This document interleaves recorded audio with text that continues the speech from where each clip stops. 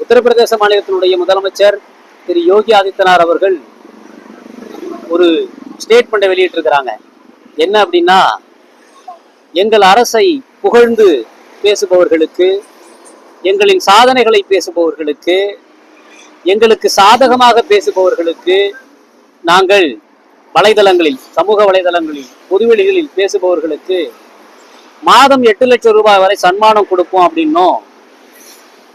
எங்களை விமர்சித்து பேசுபவர்களுக்கு, எங்களை எதிர்த்து பேசுபவர்களை, எங்களுக்கு எதிராக பேசுபவர்களை, எங்களோடு முரண்படுபவர்களை, மாற்று கருத்து கொண்டவர்களை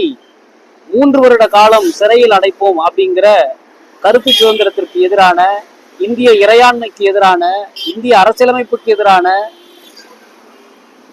மக்களாட்சி தர்மத்திற்கு எதிரான, ஜனநாயகத்துக்கு எதிரான ஒரு பேச்சை பேசி இருக்கிறார்.